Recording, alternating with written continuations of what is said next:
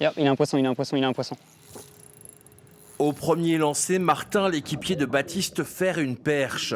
En pleine ville, les champions du monde de street fishing par équipe démontrent que sans beaucoup de matériel et dans un temps restreint, on peut se faire plaisir.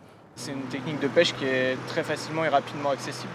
C'est-à-dire que là, moi, j'ai débauché et dans les 3 quarts d'heure qui suivaient, j'étais à la pêche.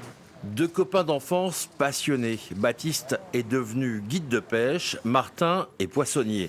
Un duo qui respecte à la lettre les règles du street fishing, notamment celle de relâcher les prises.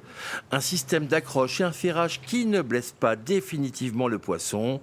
Explication de nos experts.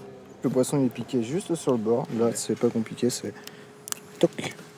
On pousse l'hameçon en fait à l'inverse de là où il est rentré. Il n'y a même pas une pour seule le faire marque. ressortir. Là, quand on regarde même sur le portour de la bouche ou quoi, il n'y a pas une marque, enfin ça fait un micro-trou.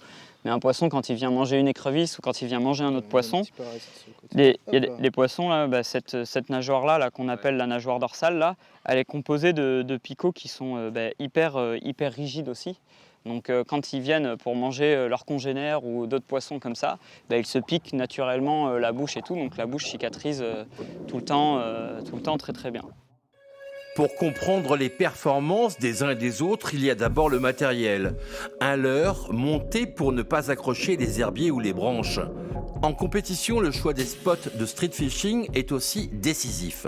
Nous, on se met toujours en difficulté à essayer d'aller chercher des poissons là où les autres oseront pas lancer leur leurre. Et nous, on le fait. Ou sanglier, ça dépend de l'endroit. Nous, on le fait et ça nous réussit très souvent. Ouais. Les médailles or pour l'équipe de France et bronze pour le classement pêche en duo démontrent ainsi la maîtrise de cette technique par nos deux Charentais.